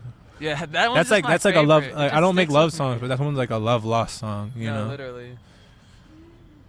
But yeah. Do you like Mo's version? Moser? Oh, Like, cause you both rapped on the same beat. I mean, yeah, he did good. You He did good. He sped it up too. It was Yeah. It was kind of different. What do you think about that? Like, do you mind if people do the same beat as you? I don't like it personally, but that whole confusion of that one was different. So it's just like, since it was two producers on it, one producer, one in Mo, one producer, one in me. So it's just like kind of like, Yeah. you know. But like, I kind of like eat it when it comes to that shit. When it comes into my realm, I really don't care because I still always make my own shit that's different. And I know somebody else is gonna make something different, so I kind of like I don't care anymore. Yeah, he went on a whole different. It was path. totally different. It Yeah. was totally different. But yeah, like I don't know. Honestly, I don't really care anymore at all, but I used to care about that shit a lot. Because as a producer, I'm like, I only want to hear like one person on this shit. Yeah. Like, not necessarily one person on the whole song, but I just want to hear one version of this. What is a song or a beat that like you wish you made, or if you had the beat, you feel like you'd snap? Damn, I had to think about that one. Yeah. Because like thinking about all these like people rapping on the same beat, like I'm sure there'd be ones that like I honestly wish like if I was still rapping, like I would make a song like talking. Like that song is like literally the craziest thing I ever heard. Like literally. Yeah, I don't know, honestly. Like, Or like Beat It by Michael Jackson. Or Man in the Mirror, like he cooked. not facts, but I definitely don't feel like that I would ever want to be that person. No, not that person, but just like make the song. Like but to make that song, you got to be that person, like the way that song was made. But if I got like a beat from somebody like that could choose something like that, I don't know. I really don't know what I would choose. There's like so many things. Like I don't know. Like I feel like I'd choose something that was like already like a song, like not even necessarily like a beat, like a backtracking of like a band that played some shit like that. I was just like, I could do something different with this. Like I have my idea. Like I have like a project that I've like been seldomly working on, like what's called the Mistape, and it's just like it's supposed to be like a mixtape of like me not doing like covers and like redoing songs like of other people's beats that, or like whether I'll add stuff to it or like just loop a piece of it. And like I feel like that's the best aspect of like those are the ones that I've done. Like I did like a John Mouse flip that I think Frank Ocean did the same flip too. I think it was the Pure Rockets one, and I just rapped on it like. And then like there was one I did like it was just the covers, like the I'm So Tired, the Fugazi song. And then like there's one I did that was like the ice cream. Yeah, I love that one. The skate one. That one's like a pretty like prominent Pharrell and Chad Hugo beat, like. Yeah, it's just like a Neptune's beat that was like used over and over again in the. It was your interpretation. Yeah, but it's also like it's connected to something like the Team Ice Cream shit was like pivotal for me growing up, like that's part of like the Japanese inspiration. Yeah, literally. And like but that one like was like like one of those things where I was like, I don't care if other people use it, I'm gonna do it. Like it's cool. It's called Bevs with the Best. It's called Bevs with the Best. Hell yeah, bro! Check it out on YouTube. My YouTube's Dalton. It's just D9LTON. It's gonna come out on soon. Keep your eyes peeled. Yeah, G Money and from Northtown is in the cut. Middletown. Oh, Middletown gang. Bro's not checking that shit out. He's capping. Nah, when I was in Atlanta, bro, this homeless guy like literally took my phone and he like made me subscribe to his like crypto channel.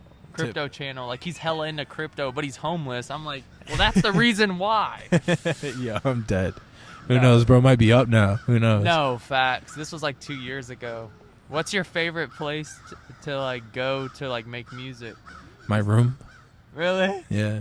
Or like, I feel like everywhere I've been just has its own vibe. But I feel like now that I'm in New York, like I'm so much more inspired than in Texas. I feel you. I mean, there's so much more way to be inspired out here. There's so much more going on. Yeah, facts. So many more spaces you can intertwine with that are like, you can get comfy with and like also be uncomfortable with and work at what you want to work at. So. Nah, literally. But my room is definitely one of my favorite spaces for sure. Like, yeah, that's the hangout spot. Almost whatever room I'm accustomed to, you know, like when I go home, like there's places I like to go particularly for that as well. But like I used to, like Double O had this one spot, my homie Double O,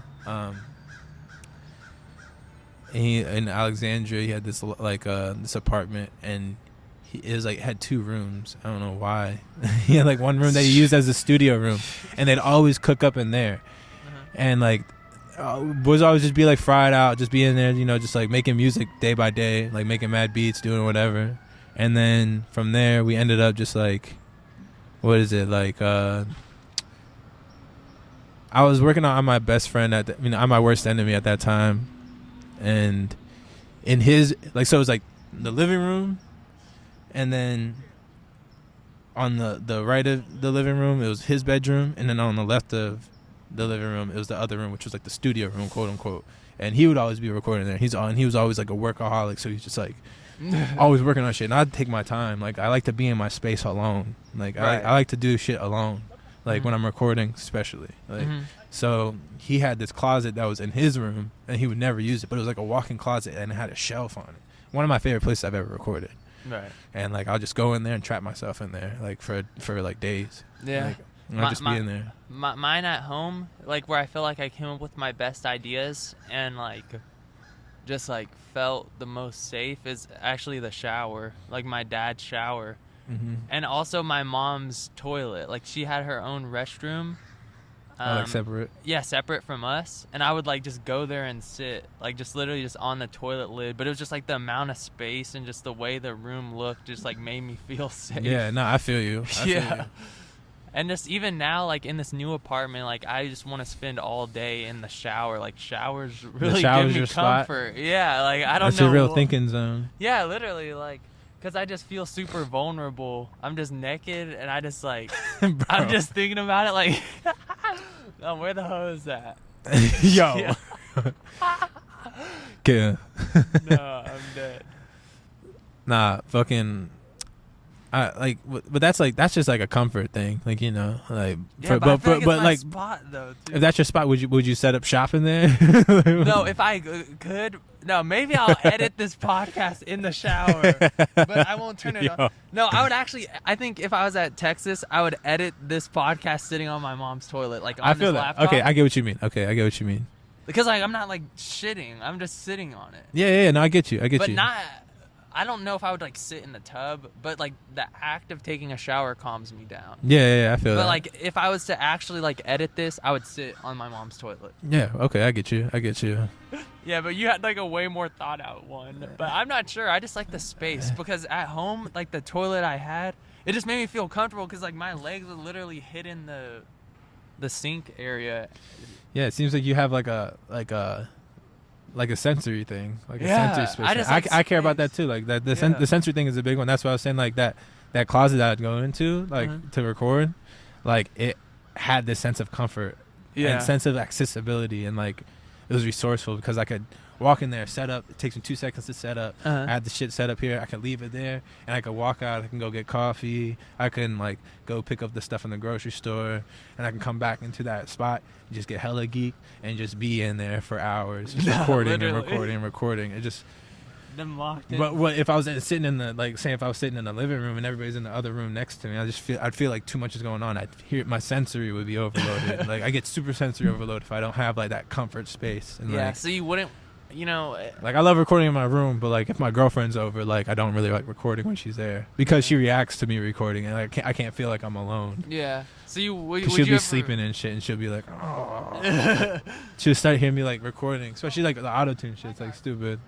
Yeah, I totally get that. Every time I see someone record, I always laugh. Yeah, I know because it's hilarious. It's just hilarious. And I know if people are around me, it's like insanely hilarious. Yeah. Because especially when I'm doing like I know how to fuck with the auto tune, and like the best way to fuck with the auto tune, like especially like to make it sound super clean, is to not be good at singing. Like in like the way that you want, like not to like just like sing out of tune. Like I'll sing in tune, but not in tune. You know what I'm saying? Like it tweaks it to the right shit. So like when you hear any of my raw vocals, you'll be like, "What the fuck is this? This shit is so bad." But like that's why I think it's a self-conscious thing and insecurity. Like sometimes like I respect the people that can just hop in any space and be like, do exactly what I'm doing. You know what I'm saying? Yeah. But like, yeah, I don't know. Like sometimes I don't give a fuck. Like I will record wherever the fuck I'm at. Yeah. But if I can set up, if I can set up the shit like as comfortable as I can in the space in front of me, and not like feel like my bubble's being invaded, then I'm good. Yeah.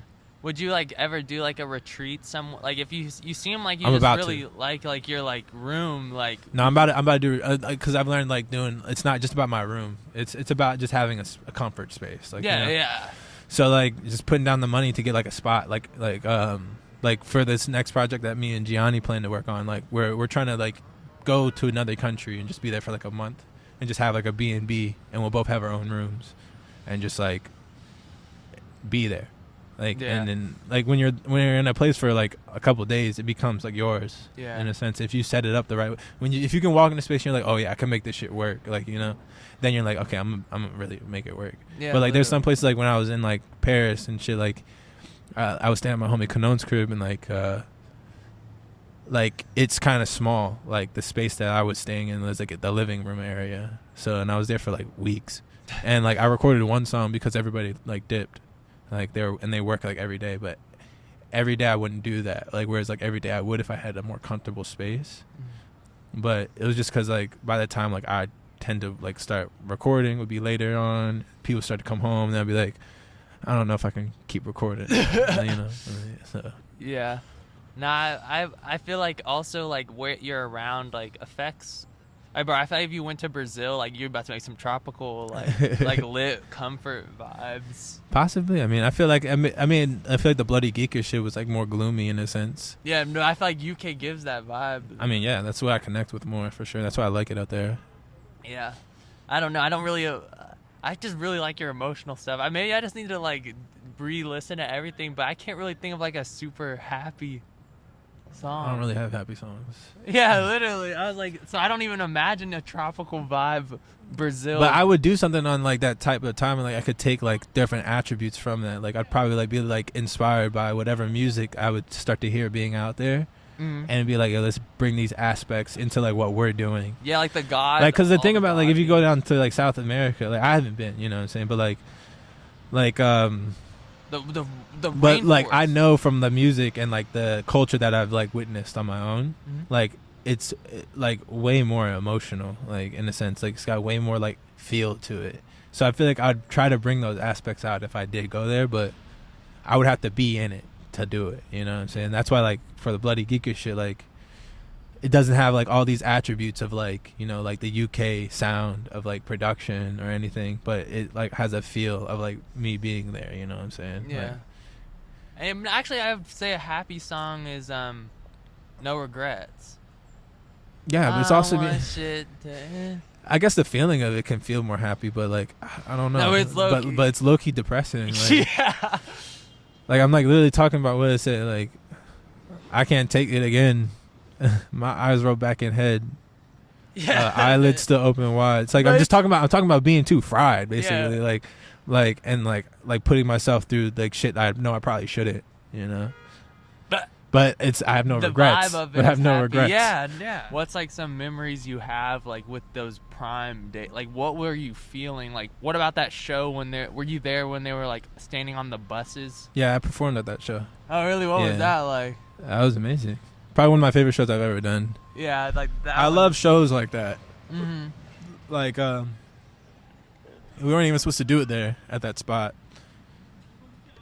We were supposed to do it at LES skate park, and then that shit got shut down, of course, like fast as fuck. Like I don't know why the fuck they did that, but we still pushed through with it. The thing is, like everybody pushed through with it, and like once we got to the location that we set up at, like I was like, this is what I feel like we should be doing. Like we should be doing more shows like this, and then we ended up doing more shit like where it was in like venues and shit like that, which is cool. You know what I'm saying? Like it's a level up, but like I always wanted to stick in the realm of like doing more intimate things, like more intimate shows, more like DIY like bass things. And yeah, that show you did. I still yearn to do shit like that, like, but like No, I just don't get like offers to do that. And if I want to do it, I kind of know like I gotta put shit together myself, but I just don't have the drive to do that with other people anymore. Like I want to keep those ideas for like what I want to do, and like me and my people. So like yeah, like that show you did with like Zach earlier this year, an era where you were in your girl's studio where it's like destroyed. Like that, I wish I was there. Like that is the fire shit. Yeah, that was one of the ones that like probably one of the like it was like I got that idea off of like doing a contemporary show with my homie Canon in Paris. He like was doing a contemporary design show for his pieces that he made. Like he made a lot of accessories and clothes, and he had like rented out this shop for like a pop-up, basically not like a pop-up to sell shit, but like a pop-up to like display, like kind of like an art show. And then what he had there was like me doing a performance as well, which I thought was like really sick. And I don't know, I'm trying to do more shit like that. So like I was always trying to do that, and I just like didn't have like the drive to like make that fully happen at the time. And then once I did that show, it was like, oh, I have this space. Like, Yeah. like my girlfriend has this like gallery, you know, like that's like a small DIY gallery. Like they should do shows here too, like, you know. And that was all us just like having the space and like, you know. Yeah. Like I was just like, let's make it happen. And like the whole trash shit and the rubble like relates to what me and Era have been like working on, as well as like with the new tape. Yeah, but it was also like very like natural because that all came from like there was like a wall in there that they used to have up, and we suggested just break down the wall. Oh wow. And then we were just like, let's just keep these pieces in here as like the barrier, and like I just felt like it was sick. It kind of fell together really well. Yeah, my favorite memory of like New York, or one of them so far, is like that show I told you about at that art gallery in Chelsea that Jag performed at. Like, bro, when you're just like in this room that you just feel like you shouldn't even be there, but like the music and the vibes are just like so different. Yeah. He's like Choppa Sing like Bjork with like $5 million paintings around him. Yeah, I mean, but that's what I'm saying. That's just like tight. I don't know. Like I like things that feel out of place, you know? Literally. Like some things that feel so out of place kind of feel like they're supposed to be like that, you know? Like it shouldn't be so cookie cutter, so like oh, perfect. This is this blueprint, stick to this blueprint. Like it's like nah, like I like the more like contemporary things that are just like something that comes like with more of like a sense of like self flavor that's like brought into it, you know? No, literally, I feel like self-prod is the best music because it's just like it's all you, it's all your labor, yourself, you're like. Yeah, I need to get back into that myself. I of course still produce with other people, like and make stuff, but like I'm trying to tap back into that on some Dolly shit. No, literally, and like something that, you know, I like sometimes catch myself going on is like your old Trip Dixon Instagram, like where it's just like so much just like stuff that is just like maybe out of context or like just like random or silly. Like, yeah, it's all memories. Can you explain like just some of it? Like from that page? Yeah, like there's just some funny stuff. Like, oh yeah, I mean, like I used to post whatever on that page. I used to promote a lot of stuff, but I took down all like the promotion shit that I had for like Harto. Or yeah, whatever. like there's like just like a picture of a guy like sitting in a fridge. Oh, that's Luckily, yeah, he was a. That's one of the. I love that photo because like and then he was looking for something in the fridge, and he basically like he was looking for something in the fridge. Saw it was missing, and then he basically was like, I can't believe my eyes, let me re-examine this. So he pulled a chair up and just sat there and was like, I can't believe this is gone. It was like leftovers of some food or some shit, and like somebody had ate it from the crib. I was living in this loft on Skid Row like with like a bunch of people, and it was just like somebody had ate his like leftovers or some shit or threw them out or something, and he was like nah, like I can't believe this, no way. And he was just like sitting there, and I was like, this is a beautiful view. Like I will only remember this memory, but like other people will see this video, see this picture, and they'll just be like, what the fuck is bro doing? Like, and that's kind of how I seen it. Like, and like there's like a couple other things that are kind of like that on that page. I think like there's like a like there's like a video of Forza, and he's like playing the acoustic guitar, like, and he can't even play guitar. At least I don't know if he can now either, but like I'm pretty sure he still can. But he was playing the guitar, and he was just like, like he's like, I don't remember what he was saying, like something in design, or like he's like doing some emo ass like singing, but really bad. And I just like had that clip, and I was just like, this is a great memory. No, like, literally, it's more a memory. It's more like a diary. Yeah, like, you like know, I made like a diary of that time I was Trip Dixon. You know. Yeah. Like both your pages are like just super, just like I gotta get on that, bro. Like just taking pictures of life and just like. Well, I don't take pictures. Like just how you were saying, like I don't take a lot. Like, you know, but like when there's certain moments where I'm like, I gotta catch this. Yeah. Like, I just tell myself that like I'm like I gotta do it, so I just pull it out. Like I take a picture of it, and sometimes I have my other camera on me, so I'll take little things like that too. But like everything that's like always a piece of that shit is always like a piece of memory or like a piece of like content that's like from my visual aspect that I thought was like appealing in a certain way. Yeah, facts. But that one's definitely more like a diary. Yeah, yeah. Like, I just like I would just go like I think literally 2 or 3 days before I did this, I just like was like looking on that page, like trying to see if I could like find some deep cut that would on some Nardwuar shit. Like if I was to just mention, you'd be shocked. But it's just like just so fun to like see just.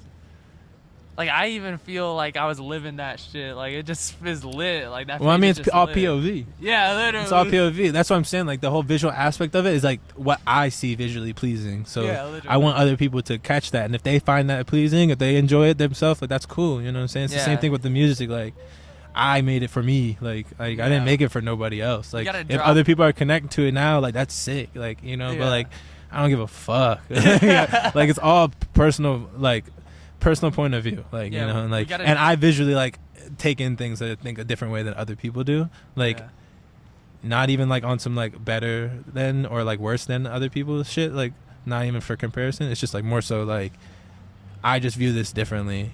It could be the most simple thing, and that's one of the things I connected with, like with Surf Gang, with, because I feel like they did similar things like that, like when it came to like the pictures that they post for their songs and certain things, like what Gianni puts and what Harrison puts, like it's always something that's like feels like we're more personal. Like Harrison's like the key. The photographer, I can know like when he does the cover art. Almost, yeah. Like a lot of times, like he was one of the ones that I feel like from outside point of view, like before I was into shit, like he was the one that like did that shit a lot, like, and like other people brought that in, that like that became like a Surf Gang thing. Yeah, you know, like that K Supreme song, like the Snowflake. Like where it's like this jar, like this cookie jar with a ghost on it. That's like one of my favorite ones.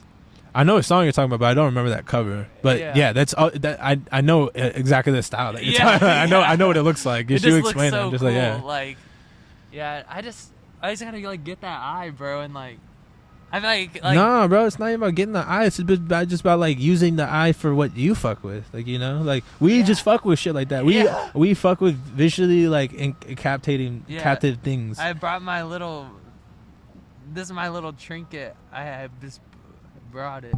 Hell yeah, set the tone. Hell yeah, good vibe. Sits good with the tea. No, it matches. Look, it's a cover art right there. There you go. Honestly, you should take a picture of that. That's what I'm saying. All right. I think I just need to get some basic questions, like, you know, like it's a normal rapper interview. What's your worst song? My worst song? Like, not in the sense that it's old, but just a song that you completely just hate. You're like, I don't want to perform this song. I don't want to. I mean, I hate performing Sit from Skins.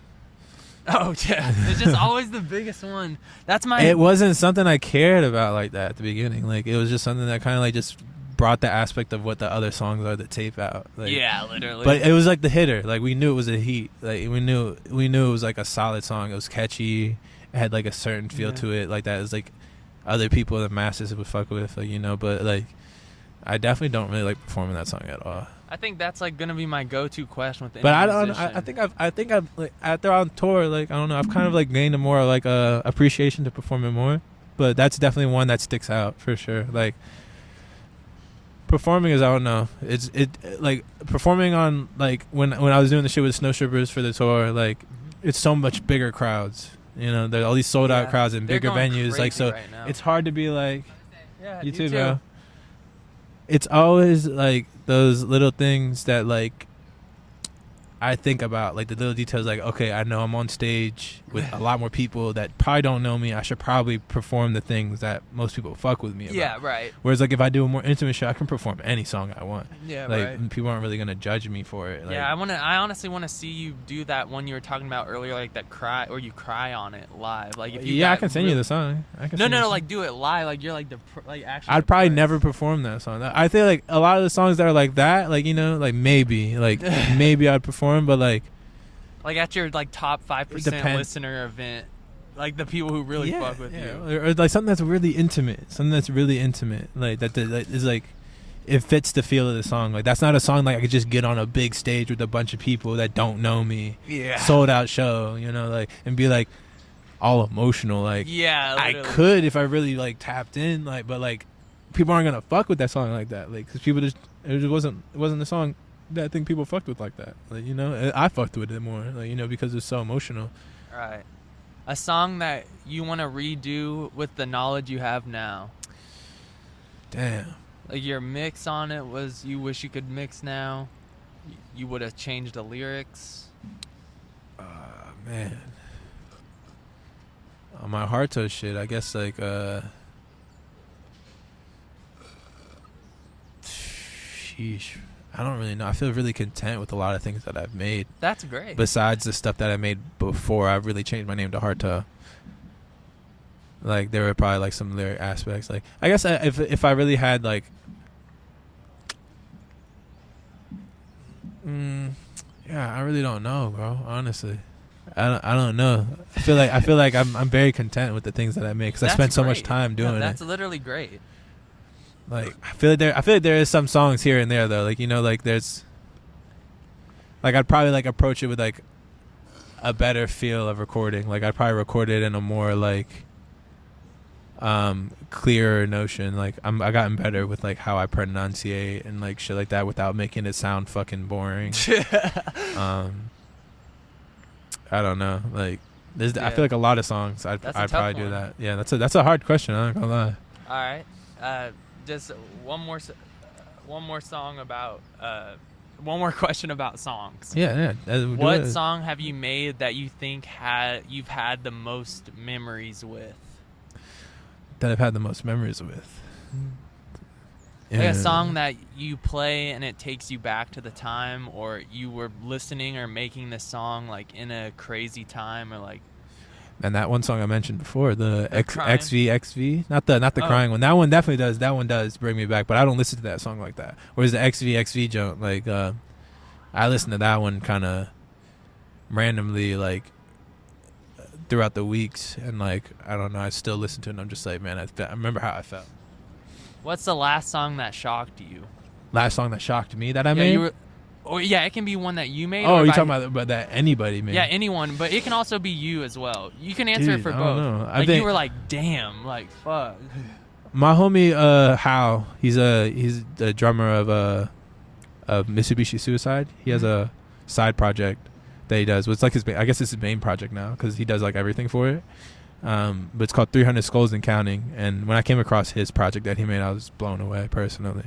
Wow. Because it has like all these aspects of shit that I loved growing up, and like it's just this kid doing some shit now. Yeah, I'll send you his project. And I'll send you the 2007 too. Yeah, send me that shit for sure. For my own shit though, like I did make some shit recently. Like when I was in London working on that project, it didn't make the project because I wanted it for like my next project, which is more deep cut. I feel like more like something that's like gonna hit harder for people, like on the emotional tip. But yeah, like it was probably that song. Which one? Same Mistakes? No, that one. You love that one, dude. I'm addicted to that song. I love that song too, but it's just I can't do it, bro. I can't do it. I'm glazing. Yeah, like it's I think that his version that he did on his own was just so much better. The Drake one? Yeah. I mean that's when we linked the first time and he did it, like I heard that verse and I was like, this is fucking sick. I feel like and I told him I was like, do it. He was like, nah.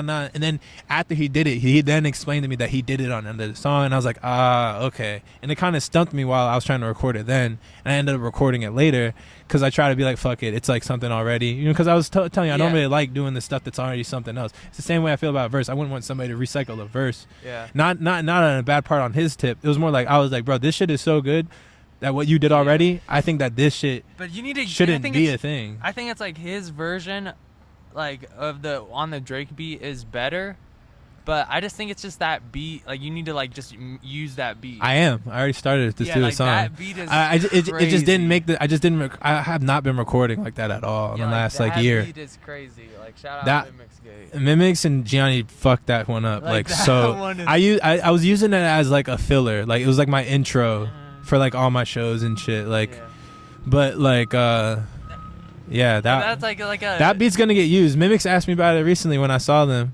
and when I saw her in Brighton, she had mentioned to me, like she was like, so is that beat you gonna play gonna get used? And I'm like, no, I already started it. It's definitely gonna get used. It's like hard. Yeah. Like, cause like once you do something, once something's already done, and you're like, okay, I gotta do this again.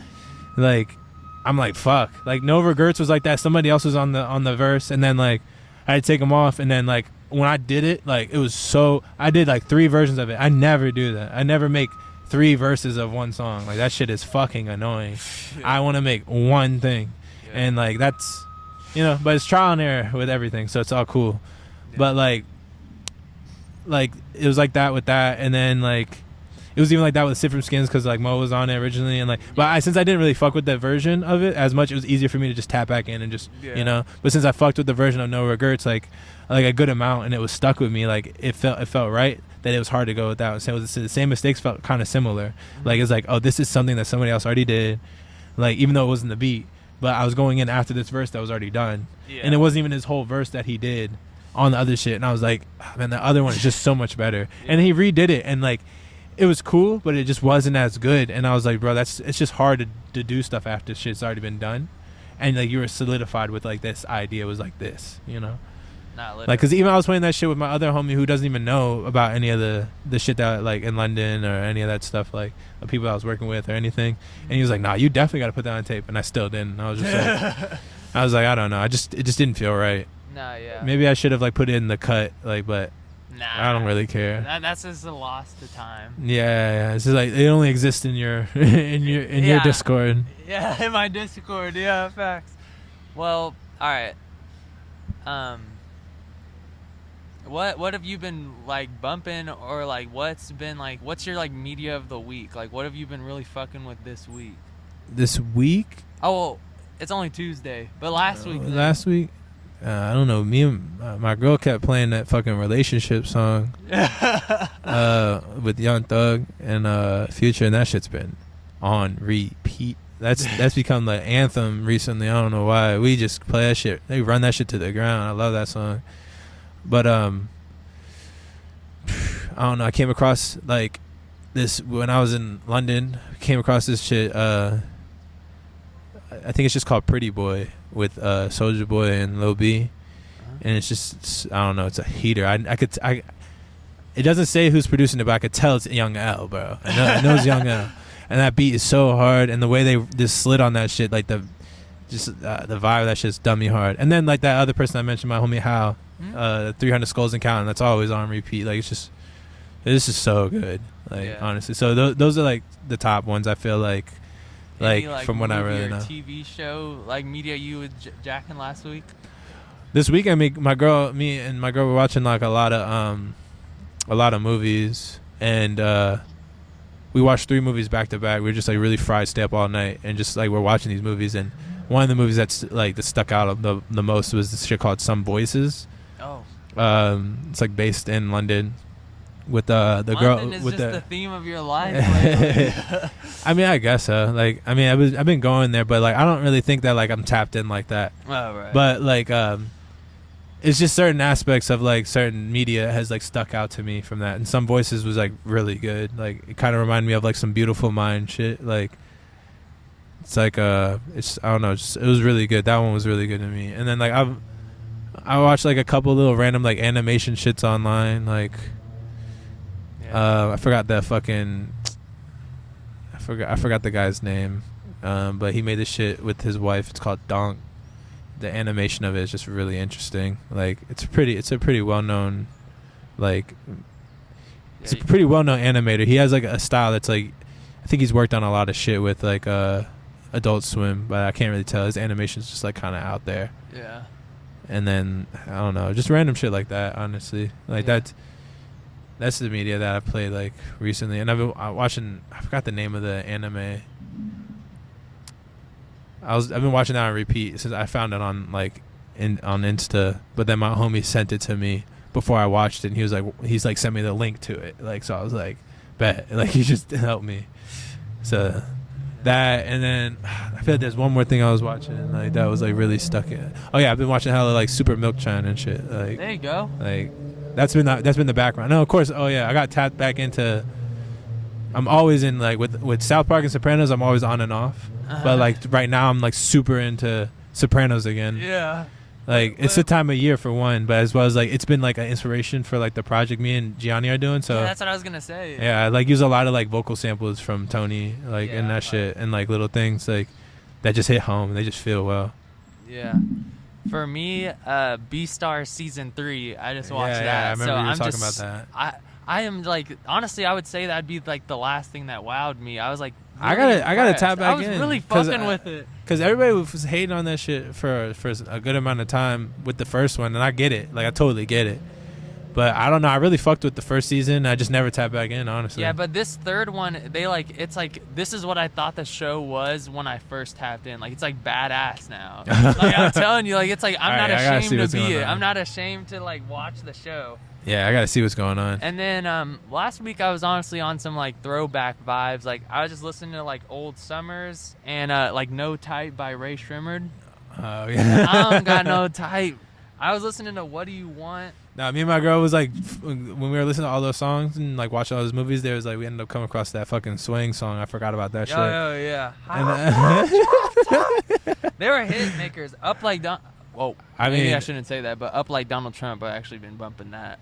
You ever heard that one? Up Like Donald Trump. No, I actually don't know that one. Chain swinging like nunchuck. Yeah. I mean, Sway Lee got it. Hey. Sway Lee got it, in my He's opinion. like Loki the Hook god. Yeah, he's got that. He's also, but like on like the some hits. underground shit, like I like Glow Suka's new song, So What. I've been tapped out with a lot of shit. Now, I feel Glow's from VA. You got to get on the Glow. I didn't know Glow. He was from VA. I didn't know that. Or I think he might be from like Florida, but he like lived in VA. That's His new song, understandable. I've been bumping that like crazy. And then Dolly's new song, and also this old ass fake Mink song. Yeah, you sent that to me. I didn't hear about that one. Yeah, I'd never seen it until today when I was walking here, and I was just been on that. Yeah, I ain't been on much different than what I'm usually listening to. Like just John Mouse and fucking. Oh, and also No Cray. X's by Sage the Gemini. Young Al. What is it? No X's by Sage the Gemini, where he's like, "Bitch, don't ask me who I be on. I'm just trying to hit it with my Gucci on." Like, I love those Cali beats. Like, I want to like get into that scene, like when they have those like groovy, like boom, boom, boom. Yeah. Like, it's like it'd be thumping like you're in the low rider. Nah, that's what I was saying. I don't know. I've been listening to like a lot that old. I could sing that one song because it's got like that feel to it. It's got like that hyphy like type shit. This shit with Soulja Boy and Lil B, the Pretty Boy shit. I love that shit, honestly. I don't got no exes. Hold on. Hey, I don't got no. That shit is actually saying. Yeah. I don't got no exes. But I just really been on some throwback vibes, really. Yeah, I was listening to hella Damn, like older Damn too. Like, There you go. I love older Damn, honestly. I don't got no exes. I was really listening this to jump, Thief yeah. in the Night, like literally. This jump, pretty boy. Yeah. This is pretty boy shit. This is pretty boy shit. Hey. But like, the beat, I feel like is what you're talking about. This is pretty boy shit. Yeah. Big ass dick. I'm about to show you it. A nigga no homo. Pull up in the lap. He said no homo. Hey, pull up in the Yo, solo. Hey. To the crib, then I beat her. No, that's my last question. What do you think is the most overused lyric of all time? Fuck. I was just, what did you say earlier? You said something and I was like, I'm pretty sure a lot of people said that. You said, I think at the beginning of the podcast, honestly. Like when we started recording. Oh shit. That's one of them. There's so many. Like, you know, like it's just all the basic rhymes. Fast car, NASCAR. Fast car, NASCAR. That's like a basic one. You feel me? Yeah. Like something. The 30 quick like I'm rhymes, Curry. the quick, easy rhymes, the fast food rhymes are like the ones I'm not into. I'm not really into that. But if somebody can do it the right way, then yeah. Yeah. Like, One time Zootsie made this song where he like wanted to say a lyric that he never heard before in every lyric. It's called Old Me. You should Google it. yeah, I got it. It's old me. Yeah, it's called Old Me. And he was like just saying like he was thinking of mad unique words. Nah, He's Zootsie's different. fucking fire, man. Yeah. More That's my boy. people need to be tapped into Zootsie. Nah, That's like, That's everyone's. I'm surprised Zootsie isn't more up. Like No, that shit literally. bothers me. Everyone media of the week. You need to check out that song, but you also you need to check on that page that has Old Me. There's actually the only beat I've ever made in my life. Zootsie got on it. It's called Probably Better. Word? Yeah, it's Okay. Prod Me. Oh, I got it. Yeah. Yeah, send actually me check this. that out. Yeah. Everyone's got some stuff to study on, and you also need to study on Trip Dixon. But thank you guys so much for listening to us talk, and yeah, you need to get that yaya tee. You know what I'm saying? Yeah, the I love Yaya. Wait, Was what's it- like the official title? Just I It's love yaya. it's the I love Yaya tee, with the mango stars. There Get you it with go. light ice. Light eyes, light on the eyes, bitch. Light on the ice. It's already a cold world out here. You don't need No too much. facts. Nah, facts. They be giving the cold shoulder to the losers. What's like your like last like what's like the punchline? Like what's like the grand The Grand Slam? slam for the show?